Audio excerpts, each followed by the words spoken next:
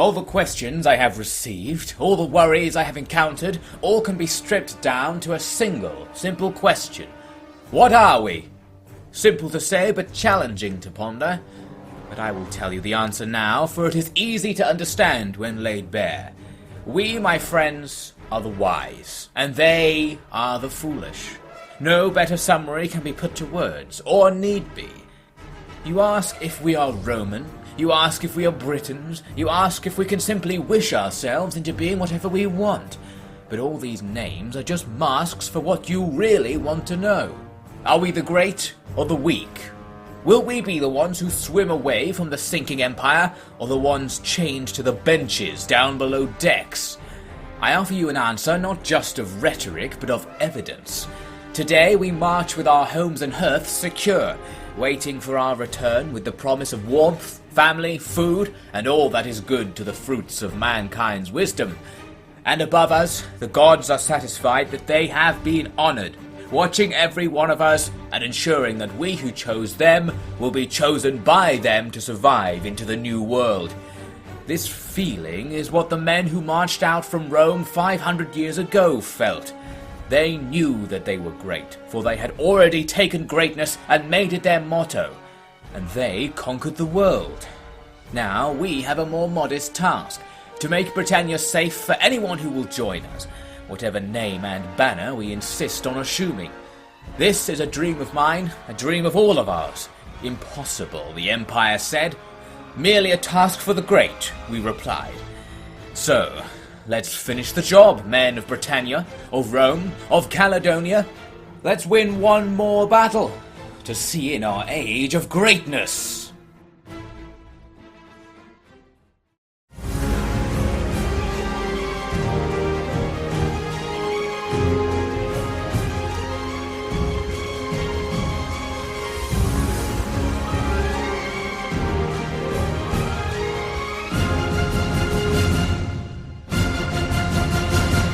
Hello and welcome back to Fields of Mars. Last time we saw another one of those easy peasy defences at Saguntium, this time seeing off the Caledonian separatists, destroying their army pretty much after that battle. Then Tullus went to take some revenge on the Ebdanians with a very cheeky winter raid on their capital. The raid was successful despite a small force thanks to the use of the cohort auxilia, high quality sword infantry that cut through the defenders. The enemy army quickly returned to the capital to see what was going on, and Tullus faced now a more difficult battle. He lost most of his force in the attempt to resist the enemy attack, but he did hold his ground in the end. So the Ebdanian territory was secured, and now Constantinus is under pressure to do something similar against the Picts, so in he goes for a decisive battle. So after a very long wait, Constantinus and his army are finally going to engage the Picts, fighting two of their armies at the same time. One of the armies, though, is coming in as reinforcements from the enemy's capital, and crucially, as I touched on in the last episode, we can put our army between the enemy's reinforcements and their fortifications in the centre of the map where their main force is waiting. That means we're going to be fighting the weaker of the two armies first, and we can use all of the forces at our disposal against it. So I form up right in front of the enemy and they just charge right into our lines, no attempt to evade. The auxilia on the flanks being used in testudo to try and absorb the enemy's missile fire. They have lots of skirmishers and cav, which are potentially dangerous to our armoured troops since the javelins will just ignore most of that armour. And we even coax the enemy here into doing some nice friendly fire, so that's quite handy. I think they probably killed more of their own side than they did of our testudoed auxilia. Trying to do the same thing on the other flank, a little bit hard to micro to make sure that the enemy are always firing at something in testudo because I don't use the projectile trails, but easy enough to basically negate most of the damage from the enemy's skirmishers and make sure they're not going to cause a big ruckus. Now in the centre, the infantry battle isn't necessarily going to go in our favour if we just leave it, because cohort aren't all that good in melee in comparison to the enemy's troops, especially considering that the enemy has quite a lot of troops there. They also attempted a cavalry attack to my right, but we were well able to counter it. They attacked with 2 units of cav, and I counterattacked with 2 units of cav. Our units won't necessarily win there, but what I can do is release the Caledonian war dogs, also stationed on the right flank, and these war dogs are really effective against cavalry, especially if the cav are already engaged in a fight, because they just get free attacks basically and just gradually damage the enemy over time without taking damage themselves. So we are going to be able to win that cavalry fight as a result. We just need to make that go quickly so that the infantry fight can be sorted out. The main problem is right in the very centre, where you can see 1 unit of cohort struggling much more than the auxilia with their higher defence stats are. We've probably killed quite a lot of the enemy, which can't be said for the auxilia, but if they break through, that could be devastating for morale. Constantinus forming up right behind where the line looking thinnest, just in case things go wrong, and he is indeed going to be needed to fight in this combat. We can, though, start using our cavalry advantage recently gained to just clear up the battlefield at this stage. We just rear attack all over the place, and also outflank the enemy with infantry, because we do very quickly get an infantry advantage, since the enemy grouped all of their infantry together in the centre. Constantinus and his unit moved up to hold the line after some of his men were defeated. He himself even going in, not afraid to get into a punch-up, being a seasoned warrior himself, and he is going to be able to rout the enemy in this sector. So at this stage, the enemy's reinforcement army is pretty much in tatters. Balance bar still even, because the enemy still have a full stack waiting elsewhere on the battlefield, but the fact that these 2 armies didn't join up is going to give us a very big advantage when it comes to the attack on the enemy, although the enemy are fortified, which also swings the advantage back in their favour. We'll have to see overall. The enemy's reinforcements actually had surprisingly high morale, some of those units really waiting a long time to rout, and interestingly, the enemy army in the fort didn't do anything the whole time. I thought they might come out to help, but from their perspective, you can see they actually couldn't see that fight going on. All they could see was my reserves facing them, as if the battle just hadn't got started yet. A suspicious horse with no rider coming towards them, perhaps giving away that just over the hills in the distance something is happening, plus of course the fact that they were expecting reinforcements that didn't show up. But anyway, we're just finishing off this army now. I will need to clear up the battlefield, get our army formed up again, and rest it up, ready to fight another battle right after this. Here's another example of that high morale from the enemy. A unit of Celtic band, probably one of the worst units in the game, fighting basically to the last man, even on its own. Not sure what's going on with the morale. It might be because the difficulty level is set to very hard, I believe. Anyway, so we're now ready to prepare for the next phase of the attack, which is going to be a fort assault. Look on the saddle. That's the mark of Caledonian. Either he started sailing to the Romans, or this horse is from... It's still warm. Recall the scouts. They weren't hiding their army from us. They were hiding a battle from us.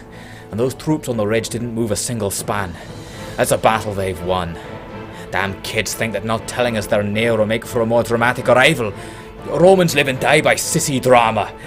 Whoever led those people was a damned murderer. If the Romans don't attack today, we're going out to give the bodies the rest they deserve. And if they do attack today, then we'll see if they have the nerve to fight 2 battles on a single stomach. Prepare the war machines. Scatter anyone who gets near. So we need to advance on the enemy's camp, and one thing the enemy has helping them out is a set of onagers inside the camp that can of course launch at us from very far away. We are though going to do a classic anti-onager tactic here, simply deploying the cavalry to the vanguard in a loose formation and having them walk about quite a bit, because now the onagers will attempt to target them because they're in range, but they'll be unable to actually hit them because every time the onagers fire, the cavalry can just change direction and thus get rid of the fact that the onagers do account for movement when they're doing their targeting. So all the shots will simply miss. So we just need to do that for a few minutes because the onagers don't have very much ammunition.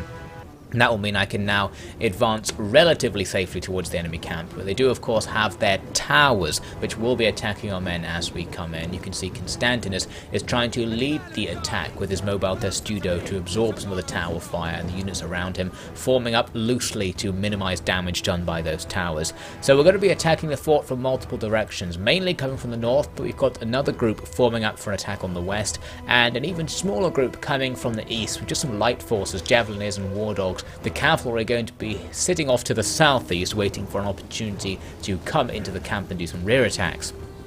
So the northern attack is what I'm going to do first, and we're starting off with javelin troops, moving them up with the objective of just harassing the enemy defenders in these choke points, because it's going to be hard for our infantry to gain an advantage having to push through these choke points and all these enemy infantry.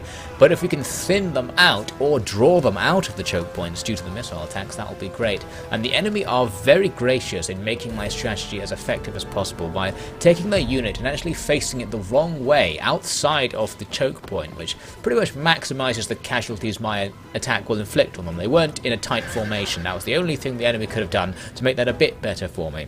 Even cheekier was the fact that I was doing this against cavalry units, which could of course simply move forward and destroy the skirmishers, particularly these Moema Cav, who are actually very good. So this was really nice to be taking down some of their high value units without any repercussions. Very kind of the enemy commander to be so hesitant. Eventually, though, they realised where this was going, and they actually decided they were going to start attacking my skirmishers. First, some cavalry rushed out of the northern gate, smashing these skirmishers, who instantly start scattering, trying to rush back to our lines. They were quite far forward, and our lines are going to rush forward. I'm going to take this as a sign we need to begin our proper attack. So the infantry will start moving in. Another unit of skirmishers, which actually got inside the enemy's camp, is now attacked by those Moema Cav, and they're in huge trouble because these cavalry completely outclassed them, not just because it's cavalry versus skirmishers, but because they are a powerful cavalry unit and these skirmishers stand no chance against them. So they are annihilated in their attempts to escape, and we lose pretty much the whole unit. The cavalry who came out to the north are engaged by my auxilia, so that's all fine and dandy. And I, as you can see here, didn't actually attack one of the choke points. I just put a unit next to it, and this proved to be quite useful because all of the enemy's javelin units inside tried to throw at it, not realizing there was a wall in the way, and all of the javelins just got stuck in the wall, so that was fantastic. The issue was that the enemy's axe troops could now rear attack this unit by coming out and attacking it while I wasn't paying attention, but they'll survive for now. Elsewhere, we've got a more standard attack going on at the choke point, where it's 3 or 4 of my units versus about 5 or 6 of theirs, just ploughing their way through with enemy Jav Cav supporting. In another choke point, I sent in some auxilia, and they ended up facing those Moema Cav, and I thought that was going to go fine, but actually, even though the auxilia do have a bonus against cavalry, their stats just are too low to fight this enemy cavalry unit. The Cav unit is a really good melee combatant, so we are actually going to pretty much lose that spear unit in the attempts to hold off the Cav. Now, for the axe units who've come outside, they're finding an easy target in the form of Constantinus and his men. His bodyguards are super weak against attacks by axe troops, so this is really dangerous. Luckily, Constantinus happens to be at the back of the formation this time, so he's not going to take too much of a risk in this combat as long as he doesn't lose pretty much all of his men. Now, we've also now got the chance to come in with our attack group from the west, which was uncontested very nicely, so we can do what we want with this group. I'm trying to capture these towers because they're cutting down our men with their bolts, but it's a very slow process, and probably losing more men just to the fact I'm trying to capture it than I would if I just used those troops to end the battle faster. But anyway, outside the camp, we defeated that first axe unit, but a second axe unit, who has just defeated one of our units of auxilia, comes in to fight with Constantinus and the nearby troops. I really wanted Constantinus to not be in the fight anymore. He's lost around half of his bodyguards, so just for safety he's going to have to finally fall back as other troops come in to take the fight. And inside, the attack group that just came in is now going to make a big difference where the enemy have blobbed up all their troops around this other choke point, because we can get big rear attacks, especially as the cavalry start getting involved, crushing the enemy between themselves and the heavy infantry in front. And those heavy infantry have lots of the cohort auxilia, who I tactfully didn't use for the first part of the battle to make sure they'd have full health and energy for this part of the fight, so they're doing okay. We've also managed to break through to the enemy's commander in the center of the camp, so we'll pretty soon be killing him. You can see here where those auxilia were fighting the Cav that I mentioned, how we basically lost everything. There were 2 units of auxilia and some cohort who really struggled to take out this Cav. We eventually did it, but that was nasty, especially because that tower just in the background there was shooting my men the whole time and inflicting a lot of casualties. So we do kill the enemy's commander, his unit routes, and pretty soon the rest of the army starts to rout as well, many of them trapped, so unable to rout, going to be completely slaughtered. The battle ends. It's a close victory. The casualties to our men, pushing both through the first and second armies, proved to be relatively large, but we didn't lose any full units, and the entire enemy garrison was destroyed along with most of their first army. They still actually have their main army recruiting there off to the east, so we need to pay attention to that. I was just confirming there that the garrison is completely gone. Tuesis is guarded only by 4 catapults, and of course the fact it has a stack standing in next to it, but we'll see in a second that proved to be less effective than I thought. First, what I did was I moved up to finish off the army I just fought, and luckily the other army wasn't in reinforcement range, so we can quickly auto-resolve the survivors away, so they're not going to be any trouble, and it's unlikely to damage Constantinus' army, so even though some of his units are really damaged, he's unlikely to lose any, and he actually probably makes a profit there from the replenishment from take-on warriors. But anyway, now I thought, well, let's do this city assault. I'll try and quickly take it before the enemy reinforcements arrive, but even though they are in reinforcement range of the city, because the city doesn't have a garrison, this doesn't count as a battle, so they're not allowed to come in as reinforcements, so I can literally just walk into it on the campaign map, and the enemy army just has to watch me do it. So I didn't actually realize it worked like that. I was prepared for a city assault, so that was much easier than expected. We still have to deal with the army, of course. It is just standing there and may simply attack us right away, or it could move south and attack the Caledonians. You can see I'm just checking their garrison, but very interesting. This could be the beginning of the end for the Picts. Word says that Constantinus has done it. Cannot help but harbour distrust when it is possible that all word is coming from Constantinus himself. He's been distributing copies of his campaign diaries. For those events where I was present, I can safely say that he remembers things critically and conveniently different to I. Though it's not the past I worry about, it's now and the future. He's done what he set out to do, doomed Rome and saved Britannia. Now what will he drive his fanatics into doing? Or I guess he would like me to instead ask, what would Mars request of them? Still no clear signs that God has forsaken us for leaving him, but then I could say the same of Rome. Perhaps, like them, God is simply being crushed by powers beyond our sight.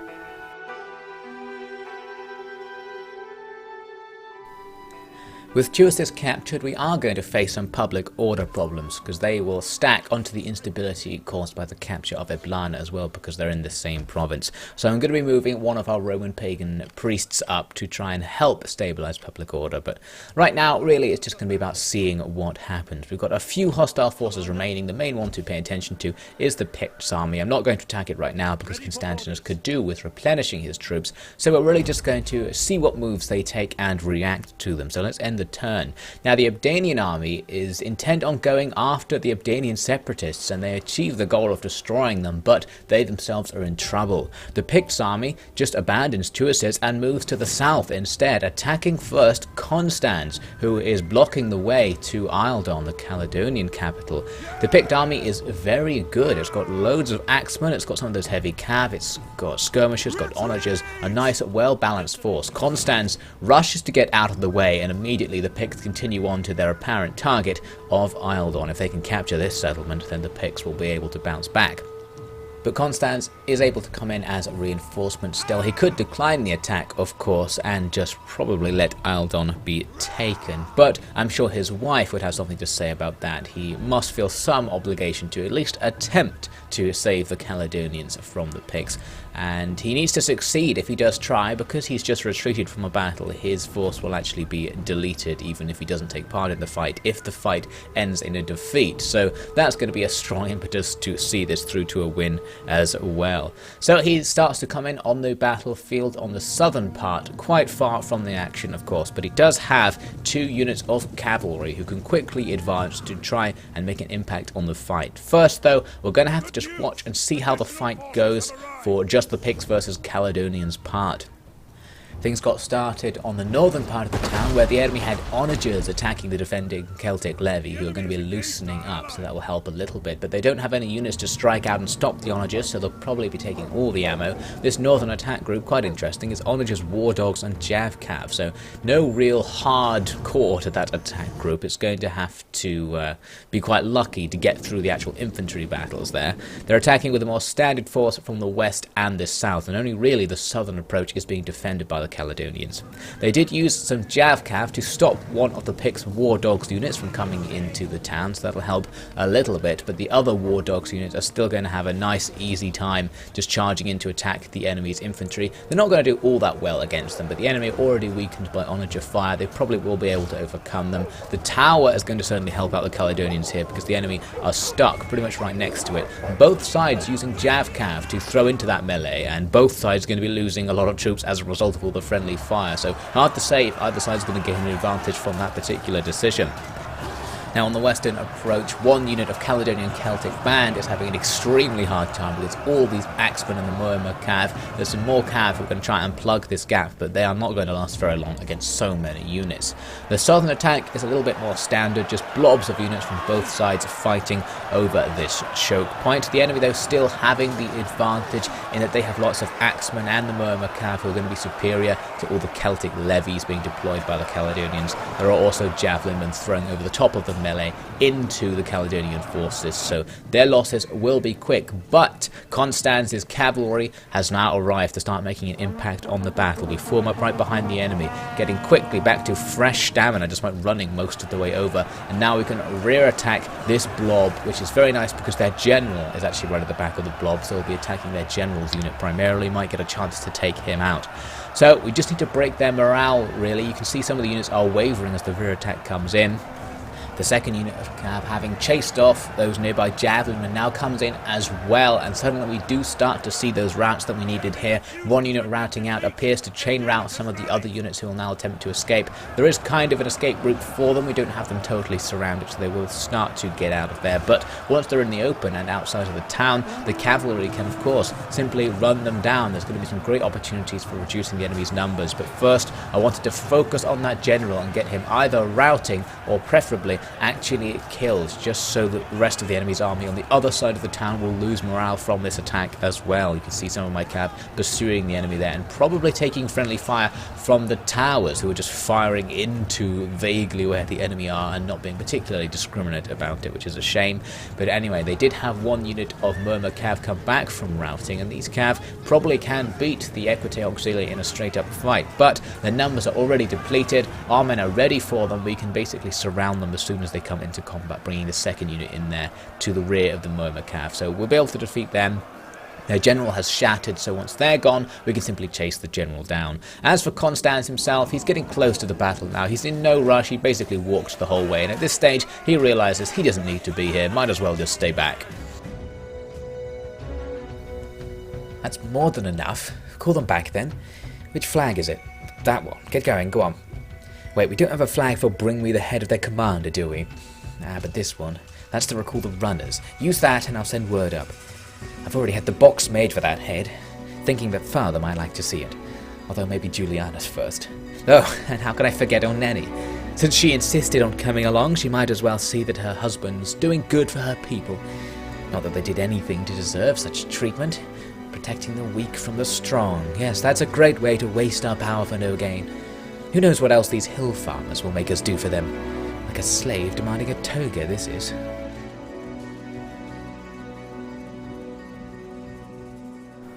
So as Constans pulls his men back out of the engagement for now, they're able to take out the enemy general among the shattered troops, and that has an immediate effect on the rest of the battle. The Picts had destroyed the Caledonians in the northern part of the town and totally broken through, and now as they were coming up towards the centre of the town with all of those axe troops, they just rout. They refuse to take part in the rest of the fight without their general present, and the fight ends all of a sudden in a Pyrrhic victory. Pyrrhic because the Caledonian forces took extreme losses defending their positions, and many of the units completely wiped out. Constans only losing a handful of men there. So let's look at the full battle results. Surprisingly, the enemy actually took extreme losses as well. I didn't expect the Picts to be so heavily damaged in that battle, especially when we saw so many units routing with a lot of troops left. But actually, in the end, it was okay. The Caledonians even have a few units left themselves, and the Picts aren't going to be able to attack them again because of that.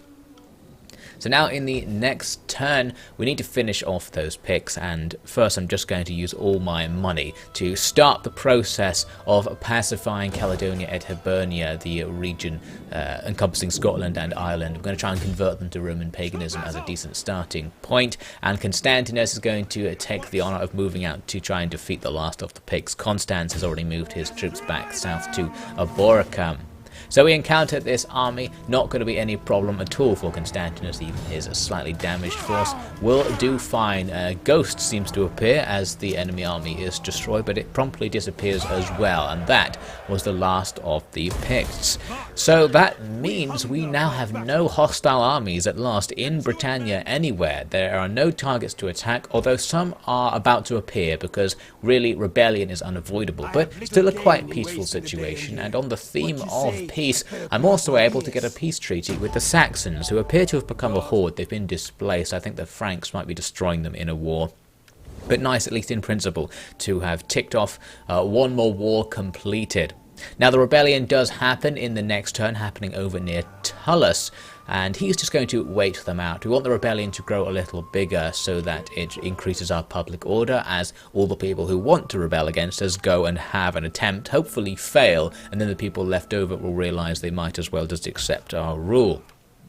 I need to start that conversion going, as I said, and you can see our religious influence for Greco-Roman paganism is absolutely huge. So given time, our religion is going to spread pretty much exclusively across Britannia. People are very enthusiastic to accept our beliefs, perhaps because of all the success we seem to have had after adopting them.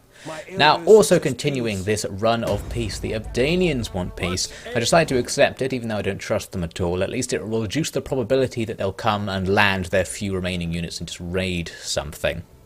So now into the reign of peace, we're going to do a few administrative changes. One is that Constantinus is going to give his son Constans command of the main force, perhaps an attempt to give him some experience and get him some credos in the political sphere by doing something seemingly important. He's going to arm him with a barbarian warrior at his side in order to improve his abilities in battle, and cover him in chainmail to make sure nothing happens to him as his heir. So as we move on, that rebel army, kind of annoyingly actually, decides it's going to attack Eblana before properly building up. And that is, of course, as you can see from the balance bar, a terrible decision. We've also now unlocked Legio due to our military reforms going on. So we have superior quality, low quality troops, which will help out a little bit in the long run, mainly just as garrisons. So that rebel army can't really do anything to us. We'll just have to auto-resolve against them. No idea why they decided to make the attack now. They could have waited a couple more turns, especially because it's spring, so they weren't going to have attrition if they'd continued to wait and gather more men. So Tuesis simply wipes them off the map in another easy victory fed to him. And after that, things are kind of stable public order-wise, so we really are going into a period of peace. This is the Pax Britannia. Now we can focus on building the economy, improving the lives of our people, and making sure that the gods are sufficiently honoured in all areas of Britannia to make sure the island is secure as possible from the powers of the celestial beings. So all we'll do is wait and see how things develop.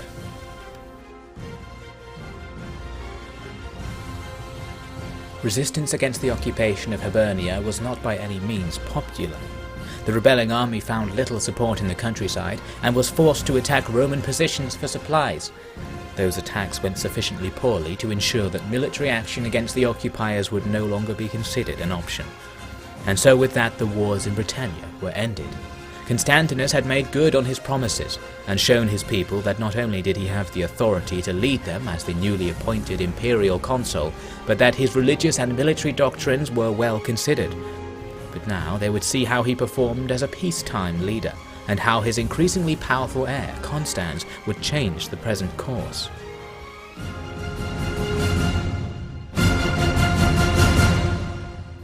So thanks for watching. We'll be moving ahead in time a little to enter the next phase of Britannia's story in the next episode of Fields of Mars.